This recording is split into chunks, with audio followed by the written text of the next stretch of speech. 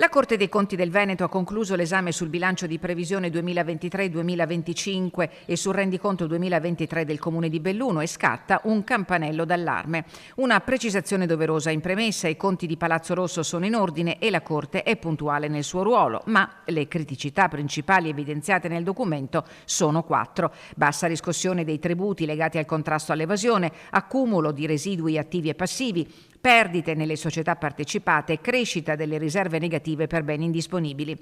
Sulla riscossione la Corte segnala un problema già evidenziato nel 2022 e tornato anche nel 2023, quando i residui attivi, cioè le somme ancora da incassare, hanno raggiunto i 9 milioni di euro, di cui quasi 5 per tributi e oltre 3 per sanzioni e irregolarità. Una situazione che, avverte la magistratura, rischia di ritardare l'arrivo delle risorse necessarie a sostenere le spese del Comune. Il vice sindaco Paolo Gamba chiarisce: si tratta di accantonamenti relativi a multe non riscosse per 10 anni. Mano a mano le somme vengono messe a ruolo, ma ci vuole tempo, afferma, spiegando che è fuori discussione l'esternalizzazione della riscossione coattiva perché i costi supererebbero i benefici.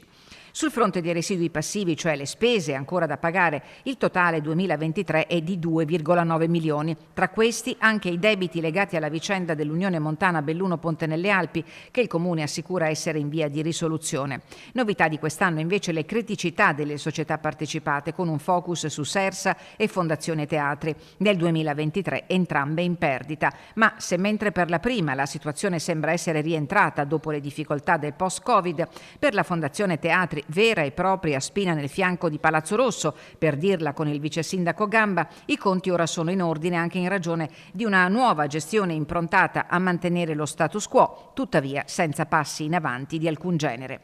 La Corte dei Conti invita il Comune a esercitare con maggiore rigore vigilanza, indirizzo e controllo e a prevedere accantonamenti adeguati per le perdite. Un monito chiaro: garantire una gestione finanziaria equilibrata per ricostruire progressivamente il patrimonio netto dell'ente.